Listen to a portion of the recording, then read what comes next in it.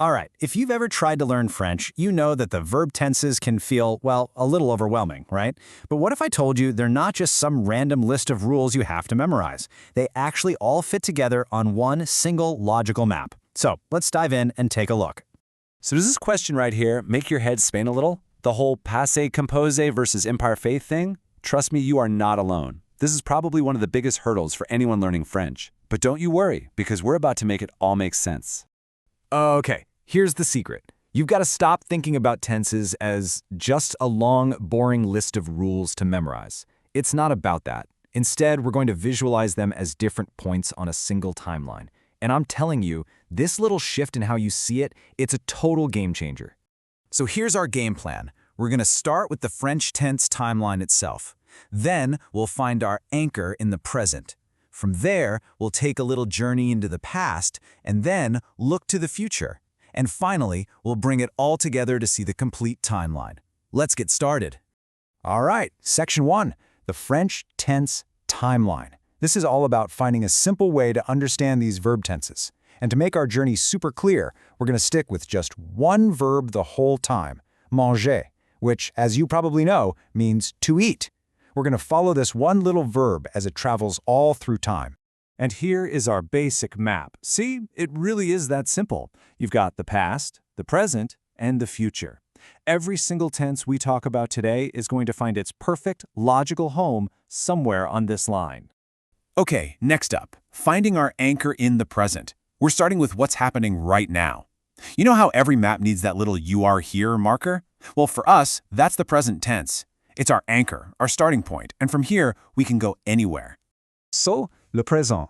In English, this is I eat or I am eating. We use it for an action happening right now. But what's so cool about this is how efficient the French language is. See, in English, we have to use two different phrases, right? I eat for a habit, and I am eating for something happening right now. But in French, nope, one single tense, le présent, does the job for both. So this one simple phrase, je mange, can mean I eat or I am eating. It all just depends on the context. How great is that? Simple, clean, and parked right in the center of our timeline. Now, the present also gives us a couple of other really useful forms. First up is the imperative. That's what you use for a command, like mange, which just means eat. Then there's this great little trick to really emphasize that an action is happening right this second. You can say, je suis en train de manger.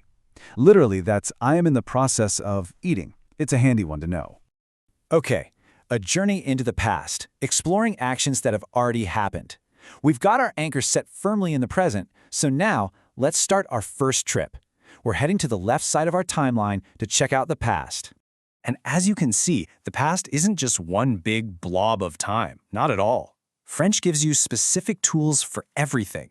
There's a tense for things that just happened, a tense for things that were happening, another for actions that are totally finished, and even one for things that happened before something else in the past. It's all about precision.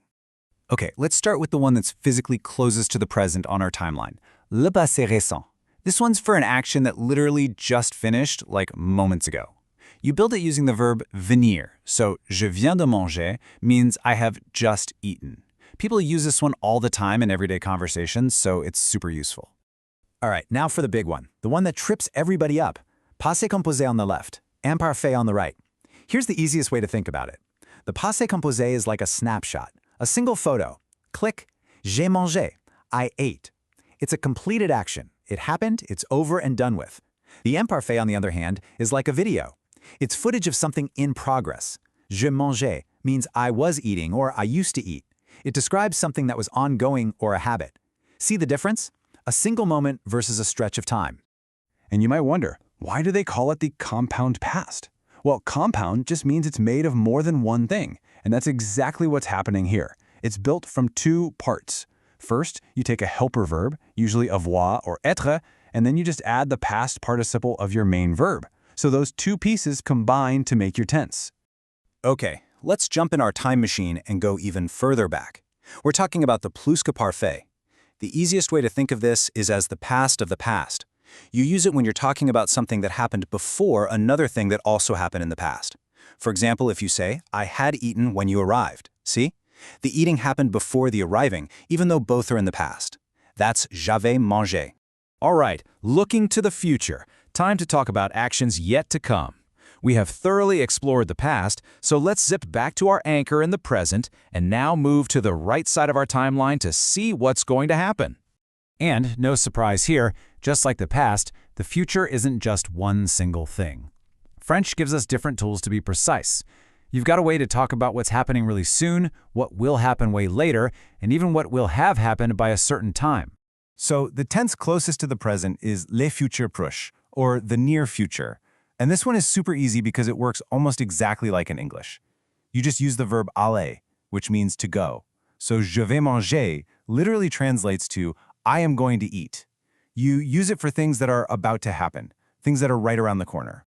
Now, for things that are happening a bit further down the road, you'll use le futur simple. This is your direct equivalent of saying I will eat. But here's the cool part. Instead of adding a whole separate word like we do with will, French just bakes it right into the verb by changing the ending. So manger becomes je mangerai. Pretty neat, huh? And last but not least on our journey, we have the futur antérieur. Now, this one can sound a little tricky at first, but I promise it's totally logical. You use it to talk about something that will have been completed by a certain point in the future. Think about saying, by 8 p.m. tonight, I will have eaten dinner. That's the vibe. In French, that would be j'aurai mangé. Okay, time for the grand finale, the complete timeline. Let's put it all together. We've taken a trip to the past, we've explored the future, and now it's time to zoom out and see the whole beautiful picture. Let's see how it all connects. And there you have it, the whole shebang, from I had eaten all the way over on the far left to I will have eaten on the far right. Just look at that. Do you see how everything has a perfect logical spot on the map, all based on its relationship to the present? It just flows, one point to the next. This isn't some random list of grammar rules, people. It's a story, the story of time. So if you take away one thing today, let it be this. French tenses are not random. They are not designed to make your life difficult. They are simply different points on a map of time. They're precise tools, and as you can see from this map, each one lets you pinpoint an exact location in time, which gives you so much power and control over the stories you want to tell. So think of this timeline as your guide, your new best friend for French verbs. It shows you exactly where you are and all the places you can go. So the next time you're stuck trying to pick a tense, just picture this map. Find the exact moment you're talking about. Now that you have the map, where are you going to go first?